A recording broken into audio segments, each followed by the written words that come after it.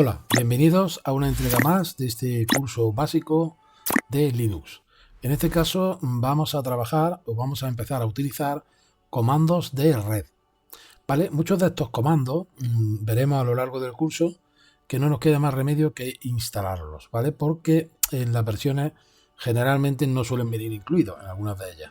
En esta versión en la que estamos trabajando de Ubuntu 24.2 LTS, pude comprobar antes de grabar este vídeo que no venían.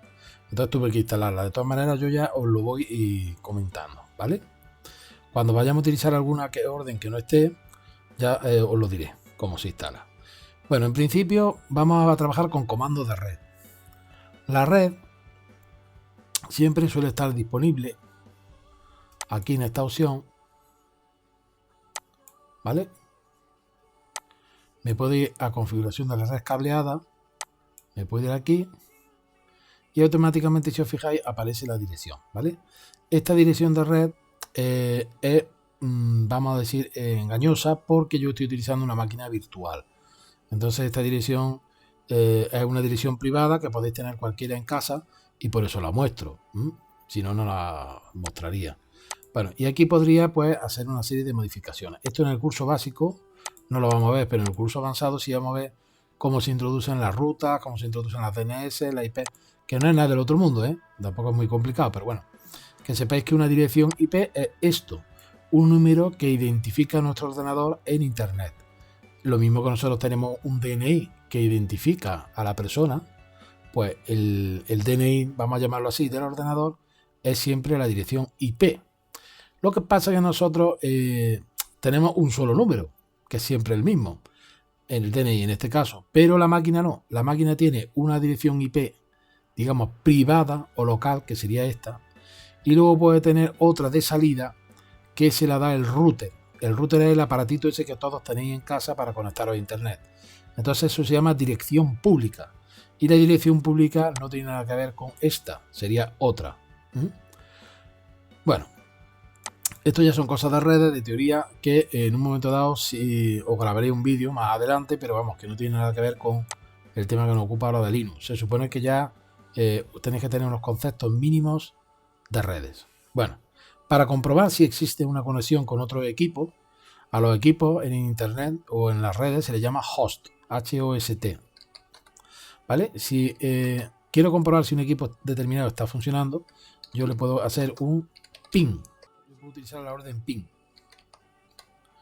Y a continuación la IP. Perdón, 198. Y si lo estuviera, ¿veis? Dice que está dando un ping, efectivamente hay respuesta. Luego resulta que la máquina está conectada. Esto significaría varias cosas. Una, que el cable que va desde esta máquina a otra, en el caso de que estuviera en la misma habitación o en la misma empresa, es correcto, o sea, el cable está bien hecho, que las tarjetas de red funcionan correctamente y que también el ordenador, los ordenadores están encendidos, porque obviamente si el ordenador está apagado, al ordenador al que le hacemos el ping está apagado, pues aquí daría un error. ¿Vale? Bueno, y esto va a seguir así, dando paquetes, mandando paquetes, ¿vale? Para cortarlo, pulso control C. Si yo, por ejemplo, pongo un ping, pero lo pongo a otra dirección, no sé, voy a inventarme una, 200, 204, 1.34, por ejemplo. Bueno, posiblemente, ¿veis? Se queda pillado, ya no avanza. Se byte of data, no es como aquí arriba. Porque no es, está comprobando, está intentando comprobar. Y como no va a encontrar, porque no la está encontrando, pues debería de dar un error. Si vemos que tarda mucho, lo vamos a cortar en el vídeo, pero cuando tarda ya más de lo normal, esto, el que ya tarde tiempo, ya está indicando de que algo está fallando. O el cable no está conectado, o el equipo está apagado, o no existe la red, o lo que sea, ¿vale? Entonces de esta manera podríamos identificar en Linux pues posibles averías. Por ejemplo, si el cableado está correcto, si el router está funcionando, etcétera, etcétera, ¿vale? Le doy a control C para cancelar. ¿Veis? Nos dice aquí que se han enviado 47, 0 se han recibido y se han perdido el 100% de los paquetes. Lost packet. ¿Por qué? Pues porque no existe. porque no ha podido. Debería de haber dado un error, pero ha estado ahí insistiendo y no ha encontrado. Sin embargo, en el caso primero, sí que la respuesta ha sido rápida, ¿vale? Hemos hecho un ping a nosotros mismos, porque si os fijáis, esta es, bueno, es la 64. Hemos hecho un ping al router, que en este caso no es mi router tampoco, es un router virtual, porque obviamente no voy a poner dirección IP en vídeo. De todas maneras, ya sabéis que todo lo que hagamos aquí son direcciones privadas, con lo que tenemos otras direcciones públicas. En fin, que sería bastante complicado hacer una serie de operaciones. Bueno, pues eso respecto a la orden ping, que es muy conocida tanto en Windows como en Linux, ¿vale? Bueno, ¿cómo sabemos el nombre de nuestro equipo en la red? Bueno, pues el nombre de nuestro equipo se averigua con host name, ¿vale? Y ese sería el nombre que tendría. Este nombre podemos cambiarlo, ¿vale? Si yo, por ejemplo, escribo man host name, bueno, pues aquí me da man host name, me da información, ¿veis? El nombre del sistema, que es lo que yo le he pedido. También podría decirle, pues, el nombre del sistema también, el del dominio, etcétera, etcétera, ¿vale? Bueno, y aquí si os fijáis, pues están todas las opciones disponibles. Incluso yo puedo cambiarle el nombre, ¿eh? No lo vamos a hacer aquí porque es un curso básico, pero que sepáis que se podría, ¿vale? Ya a estas alturas, con lo que hemos visto del curso, yo creo que entre pedir ayuda y probar podría ir sin ningún problema, ¿eh? Para no hacer los vídeos tampoco muy... Vamos a ver algunas cositas más. Por ejemplo, si yo escribo host name, ya que estamos con este comando, y le doy a la I latina en pequeño, lo que me muestra es la dirección. En este caso sería la dirección de salida, que estaría dando un router virtual, ¿eh? Ojo, ya os digo que estoy trabajando con VirtualBox y no estoy trabajando tampoco con un router real. Es todo, digamos, imaginario, ¿eh? Para que no haya ningún problema. Eso sería la de salida. Pero si yo, por ejemplo, le pongo host name, en este caso I mayúscula, me dice la IP del equipo. ¿Veis? Una me muestra la de salida, o la que sería la pública, que en este caso no es real, como ya os digo, porque es todo estamos trabajando virtualmente. Y esta, por ejemplo, en este caso, también sería la privada, que también en este caso estamos trabajando de forma virtual, ¿vale? Para que no haya problema. Bueno, pues como veis, hostname no solo me provee de información del nombre del host o del equipo, o sea, qué nombre va a tener en la red, ya sea una red local conectada entre ordenador en una empresa, en una misma habitación, por ejemplo, o en la misma oficina, sino ya también a nivel global en Internet, ¿vale? En el caso de que yo lo cambiara.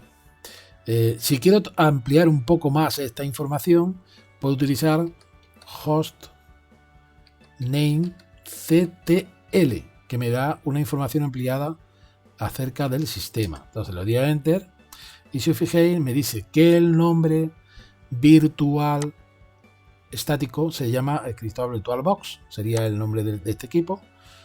Bueno, Computer VM, el ID de la máquina, del boot, la virtualización, ¿veis? Todo esto que está mostrando aquí son cosas todas de la máquina virtual. Pero bueno, en la máquina, si fuera una máquina real, pues os mostraría la vuestra. Cuando hagáis las pruebas en casa, veréis la diferencia. Me dice que la virtualización la está utilizando Oracle. Me dice el sistema operativo al completo que estoy utilizando. Y además, si hago un clic, me abre una página web. Si os fijáis, veis. No lo voy a hacer para no perder tiempo en el vídeo ahora mismo, pero que sepáis que podría irme a Ubuntu y podría, pues, incluso irme a ver si hay versiones actuales, lo que fuera. Esta es la versión 3, ya va por la versión del kernel 3, la tercera revisión que se hace.